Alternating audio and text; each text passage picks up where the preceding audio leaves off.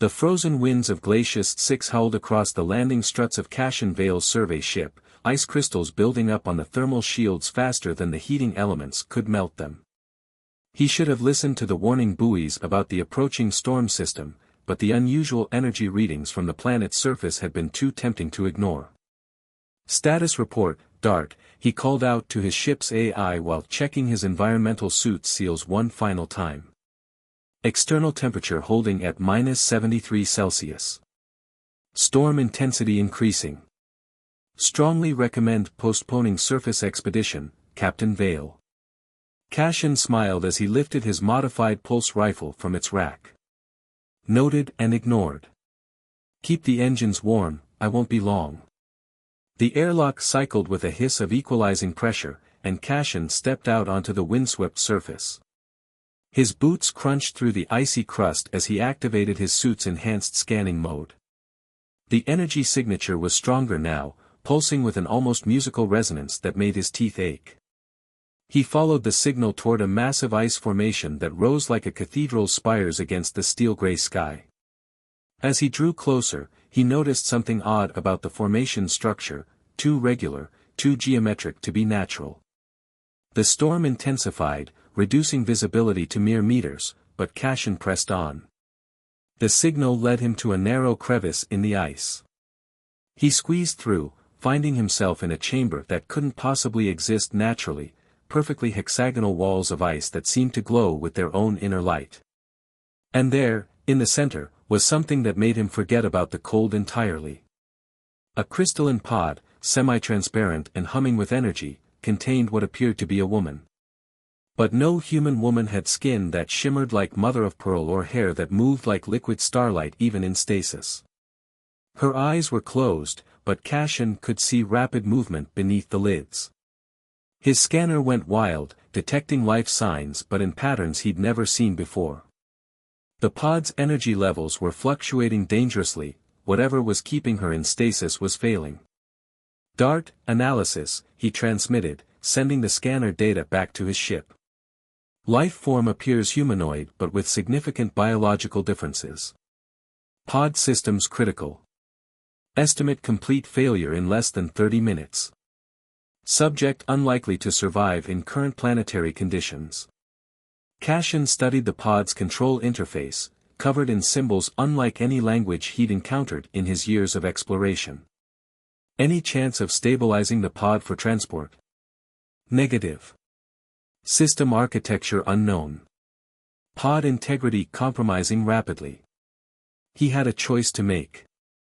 Leave her here to certainly die, or risk taking her out of stasis with no idea of what she was or if she could survive. The explorer in him said to play it safe, document the find, and return with a proper xenoarchaeological team. But something else, something deeper, made him reach for the emergency medical kit on his belt. The pod's surface was warm to the touch despite the surrounding cold. He found what looked like an emergency release mechanism and took a deep breath. DART, prep the medical bay. Full quarantine protocols. Captain Vale, Terran exploration protocols strictly prohibit dash.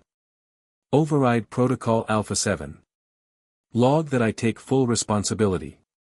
The pod opened with a sound like breaking glass. The woman's eyes snapped open, they were completely silver, with no visible iris or pupil. Her mouth opened in what might have been a gasp or a scream, but no sound came out. Cashin caught her as she fell forward, surprised by how light she felt despite her height matching his own. Her skin was fever-hot through his suit's gloves. "It's all right," he said, knowing she probably couldn't understand him but hoping his tone would convey peaceful intentions. "I'm here to help." Her silver eyes fixed on his face through his helmet's faceplate. Her lips moved, and suddenly he felt a presence brush against his mind like a whisper. Asterisk help, yes.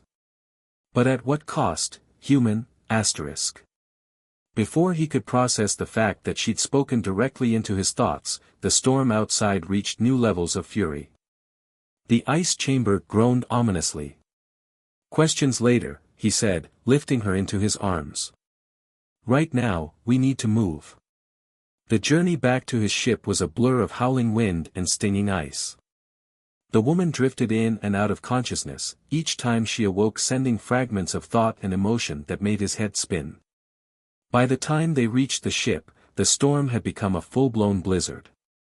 Once inside, as Dart initiated decontamination protocols, Cashin finally got a proper look at his rescue. Her clothes seemed to be made of the same crystalline material as the pod, flowing like liquid metal.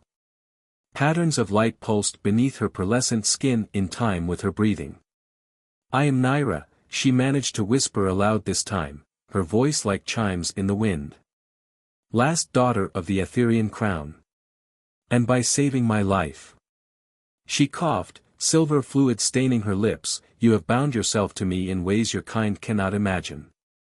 Then she collapsed completely, leaving Cashin with an unconscious alien princess and the distinct feeling that his life had just become far more complicated than any explorer's handbook had prepared him for. The storm raged on outside as Dart's medical scanners worked to understand their unusual patient, and Cashin Vale wondered if he'd just made the discovery of a lifetime or the biggest mistake of his career. Either way, he knew there would be no going back to simple survey missions after this. Cashin Vale stared at the medical readout scrolling across Dart's main screen, trying to make sense of the unprecedented data. Princess Naira lay in the ship's medical pod, her pearlescent skin casting shifting patterns of light across the ceiling. It had been 6 hours since their escape from Glacius 6, and he still couldn't decide if he'd saved her or complicated both their lives beyond repair. "Her biological structure is remarkable," Dart reported. "The crystalline elements aren't implants, they're part of her cellular matrix." "Can you stabilize her condition?" Cashin asked, watching another wave of light ripple beneath Naira's skin. "Partially. But her system appears to be missing something essential. Like a power source that's running critically low." Naira's eyes fluttered open, silver orbs focusing immediately on Cashin. "You're still here," she whispered, her voice stronger than before but still musical and strange. "My ship, remember? Where else would I be?" He tried for a light tone, but concern crept through. "How are you feeling?" "I'm dying," she stated matter-of-factly. "Without the sacred light, my essence will fade within days." Cashin moved closer to the pod. "Tell me what you need." "There has to be something dash." "There is."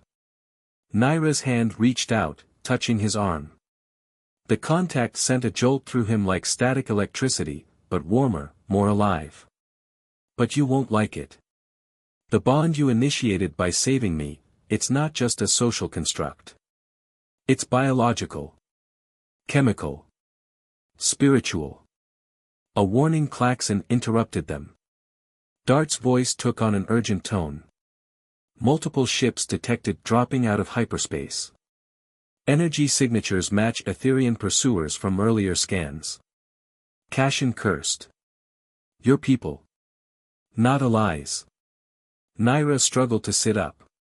"The same ones who trapped me in that ice chamber. They'll kill us both." "Not if I can help it." Cashin helped her from the pod, supporting her weight as they moved toward the bridge. "Dart, evasive pattern Delta 9. Get us behind that moon."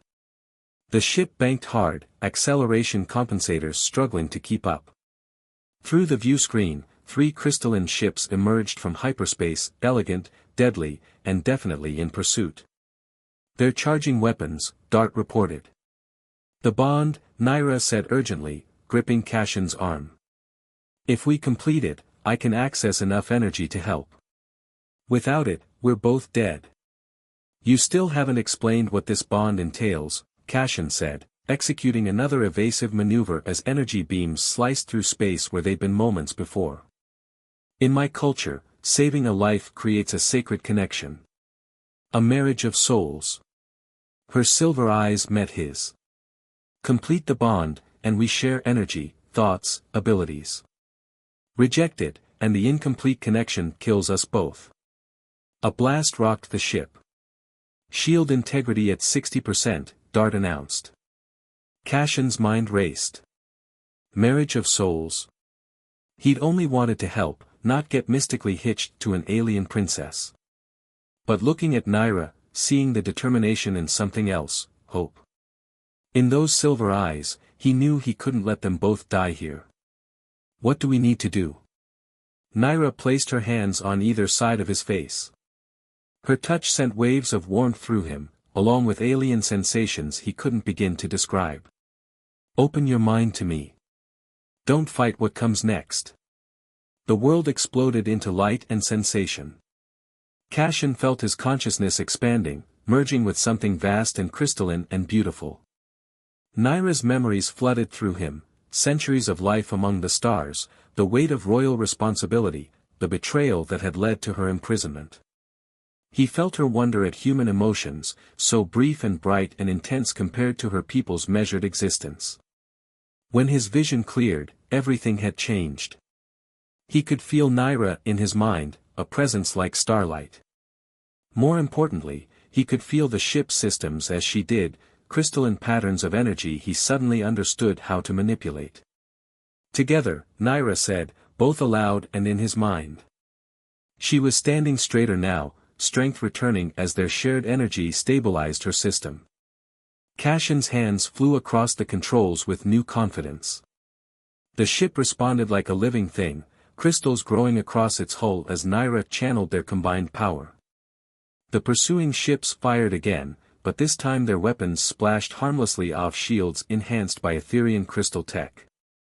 Impossible, one of the pursuers transmitted. The princess should be dead. What have you done? Saved my wife, Cassian replied, surprising himself with the conviction in his voice. Through their bond, he felt Naira's surge of joy at the words. And now we're leaving. With their combined knowledge, his piloting skills enhanced by her crystal manipulation, they opened a hyperspace window unlike anything his ship should have been capable of. The stars stretched and blurred around them as they escaped into the safety of faster-than-light travel. In the quiet moments that followed, Cassian turned to Naira. So, we're married? By the most sacred laws of my people. She smiled, the expression making patterns of light dance across her skin. Having second thoughts? About saving your life? Never. He could feel her amusement through their bond. About suddenly being married to an alien princess with enemies trying to kill us both? Maybe a few. You're handling it better than most humans would. She touched the crystalline formations that now decorated the ship's walls. Your adaptability, your capacity for acceptance, it's why the bond worked so completely. My people could learn much from yours. And now? Those ships will keep hunting us. Now we find allies. There are those among my people who still support the true crown. Her expression hardened. And then we take back what was stolen from me. That is, if you're willing to help your new wife claim her throne. Through their bond, Cassian felt the weight of her past, the responsibility of her bloodline, and the genuine affection already growing for him. This wasn't how he'd expected his routine survey mission to go, but he had to admit, life had just gotten a lot more interesting. Well, he said with a grin, I suppose that's what husbands are for. Dart's voice interrupted their moment. Captain, the crystalline modifications to my systems are unprecedented. Also, do I now serve two masters? Cassian and Naira shared a look, then broke into laughter that echoed through both their minds. Whatever came next, at least they'd face it together. The Nexus trading station hung in space like a giant metallic snowflake, its crystalline arms glittering with the light of 3 nearby suns. It was neutral territory, one of the few places where humans and Etherians could mingle freely without diplomatic incidents. Cassian watched as Naira adjusted the holographic disguise that made her appear human. Through their bond, he felt her discomfort at hiding her true form, but they had little choice. Word of their escape had spread quickly through Etherian space. The disguise is perfect, he assured her, both verbally and through their mental connection. No one will recognize you. It's not the disguise that concerns me, Naira replied, sending him an image of the station's security feeds. There are too many of Regent Voss's spies here. The name sent a ripple of anger through their shared consciousness. Voss, the one who had orchestrated Naira's imprisonment, who now sat upon her rightful throne. Through their bond, Cassian had seen memories of the regent's betrayal, felt the sting of his cruel ambitions. "Our contact won't betray us," Cassian said, guiding them through the crowded marketplace. The station's artificial gravity felt slightly off, making his steps lighter than usual. "Commodore Thane owes me his life 3 times over. And how many lives has Voss bought with stolen crown jewels?" But Naira followed his lead, her disguised form drawing no attention among the diverse crowd of traders and travelers. They found the Commodore's establishment tucked away in a quiet corner of the station's entertainment district. The sign above the door read, "Earth's Breath," in both Standard and Etherian script, one of the few human-owned businesses that catered to both species. Inside, the lighting was kept low to accommodate Etherian sensitivity to artificial light. The few patrons present were either deep in private conversations or too interested in their drinks to notice newcomers. Thane himself stood behind the bar, his weathered face breaking into a grin at the sight of Cassian. "Well, if it isn't the luckiest fool in the galaxy. Heard you'd gotten yourself into trouble again." "Trouble finds me," Cassian replied, clasping the older man's hand. Through the bond, he felt Naira's careful assessment of the Commodore, reading the genuine warmth in his greeting, the slight tension in his posture that spoke of military training never quite forgotten. "And who's your lovely companion?" Thane asked, his cybernetic eye whirring as it adjusted focus. "That's complicated," Cassian said. "Is your back room secure?" Thane's expression sobered. He led them through a hidden door, down a corridor lined with security fields that made Naira's disguise flicker momentarily. The room beyond was small but well appointed, with chairs that adjusted to both human and Etherian physiology. Once the door sealed behind them, Naira dropped her disguise. Thane's cybernetic eye went wide, its scanning protocols struggling to process her true form. "By all the stars," he whispered. "The rumors were true. You actually found her." "More like she found me," Cassian corrected, sharing an amused glance with Naira. "We need information, Thane. And supplies." The Commodore sank into a chair, still staring at Naira. "Do you have any idea what's happened since your disappearance, Your Highness?" "Voss has transformed the Etherian Imperium. Military buildup, aggressive expansion, there are whispers of weapons being developed that could destabilize the very fabric of spacetime." Through their bond, Cassian felt Naira's horror at this news. The Etherian's crystalline technology was never meant for weapons, it was meant to nurture, to create, to explore. "He's corrupting everything my ancestors built," Naira said, her voice carrying harmonics of grief that made the room's crystals vibrate in sympathy. "But there must be those who remember the old ways, who would support the true crown." "There are," Thane confirmed. "But they're scattered, hiding." Voss's purges were thorough. He turned to Cassian. "And you, old friend? How deep are you in this?" In answer, Cassian took Naira's hand. The contact sent visible waves of light coursing through her form, and Thane's good eye widened in understanding. "A soul bond? With a human?"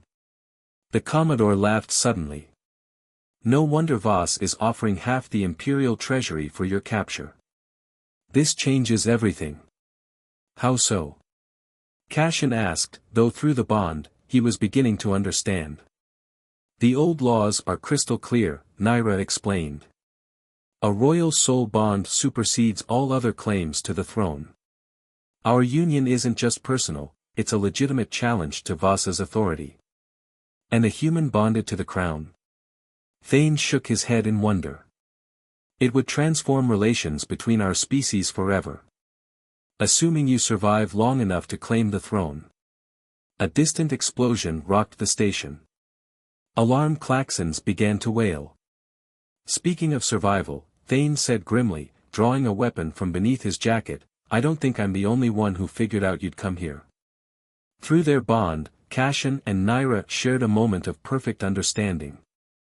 They could feel hostile presences approaching, minds shielded by crystal tech, but not well enough to hide from their combined perception. Thane, Cashin said quickly, we need an exit route. And then we need you to spread the word.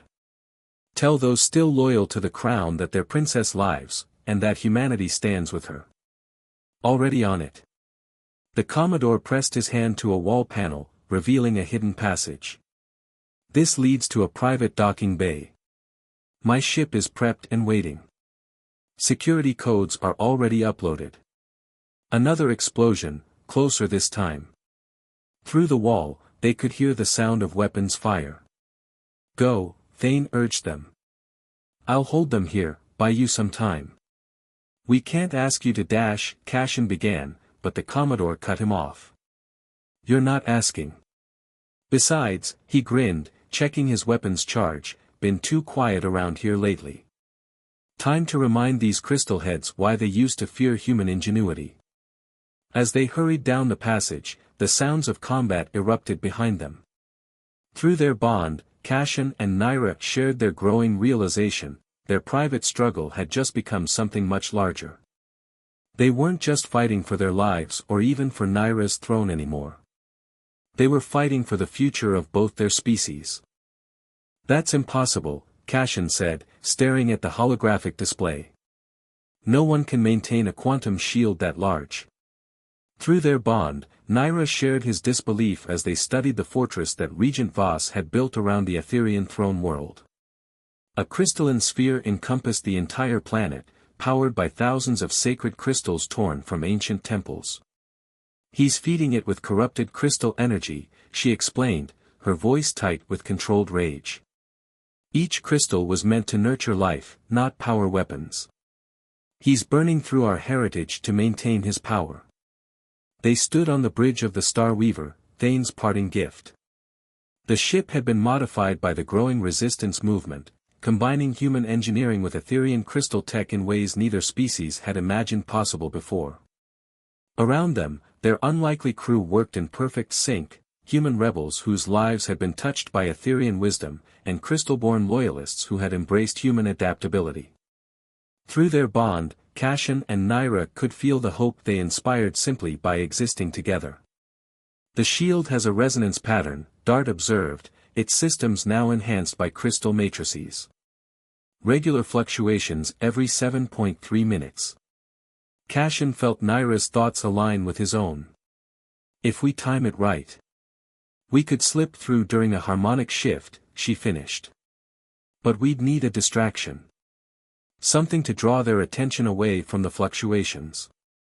A new signal pinged on their communications array. Cashin recognized the encryption, it was from the resistance network they'd been building over the past weeks. The message was brief, the crystal temples are rising. Naira's eyes widened, sending waves of light cascading across her skin. Through their bond, Cashin felt her surge of joy and vindication. Across the sector, the sacred sites that Voss had tried to strip of power were awakening, responding to the presence of the true heir and her bonded. He thought the temples were just power sources, Naira whispered. He never understood. The crystals are alive, aware. They've been waiting.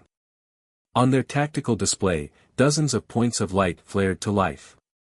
Ancient temple ships, hidden in dimensional pockets by Naira's ancestors, were emerging. Each one carried crews of loyal Etherians and human allies who had answered their call. Voss's forces will have to split their attention, Cashin said, already formulating a plan. If we coordinate the temple ship's attacks with the shield's harmonic fluctuations. A warning klaxon interrupted his thought.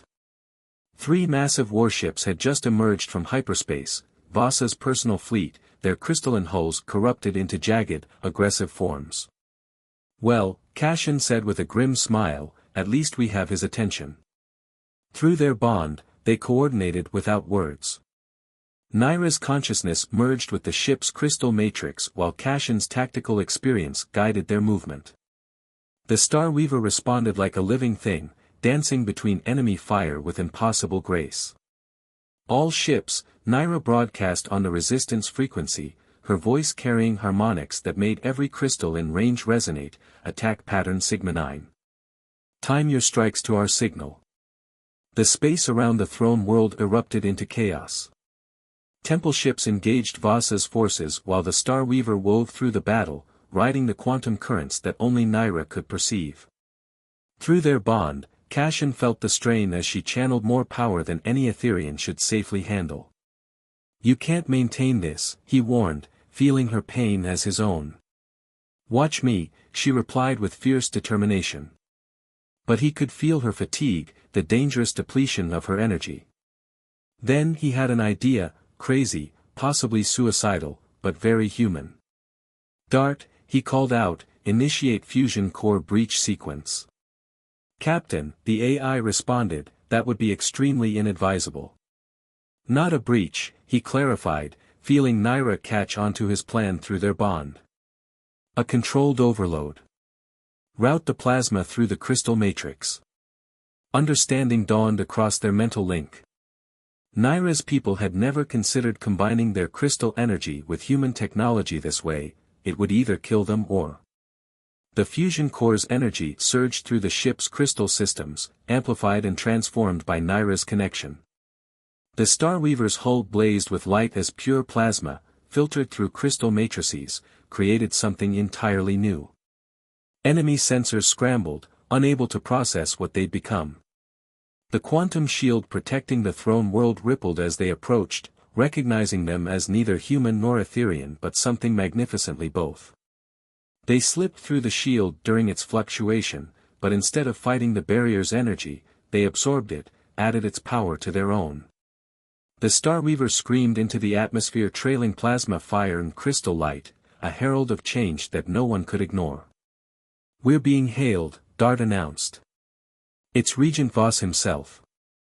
The face that appeared on their screen was beautiful in the way that poison crystal was beautiful, all sharp edges and corrupted light. "So," Voss said, his voice dripping with false concern, "the lost princess returns, tainted by human blood. Your ancestors would be ashamed." "My ancestors," Naira replied, her voice carrying the combined strength of their bond, "understood what you never could. Growth requires change. Evolution demands adaptation." Through their bond, they could feel the planet's crystal heart responding to Naira's presence, to the unique harmony of their shared existence. The very ground beneath Vasa's feet was beginning to remember its true purpose. "You have one chance," Cassian added, letting their voices merge in the way that always unsettled their enemies. "Surrender the throne." Vasa's perfect features twisted in rage. "I will not be lectured about purity by a mongrel queen and her pet human.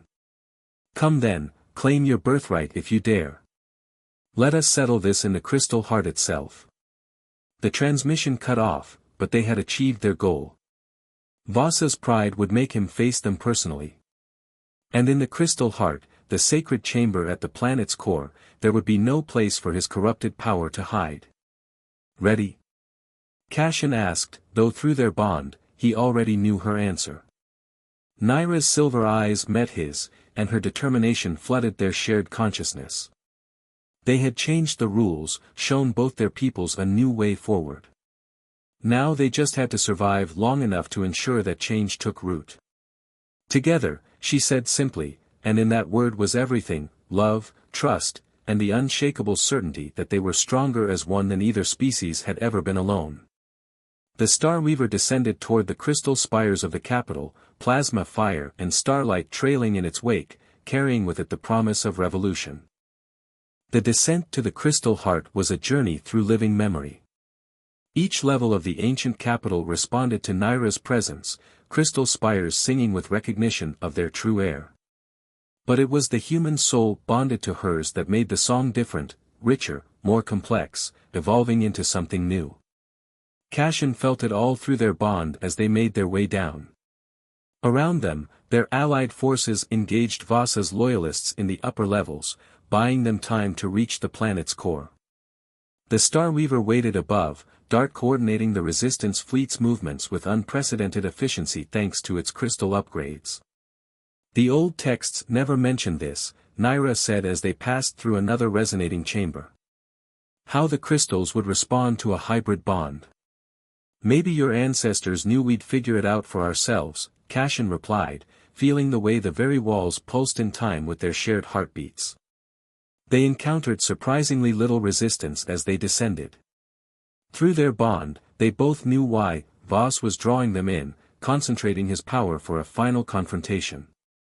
He wanted witnesses to what he planned to do to them.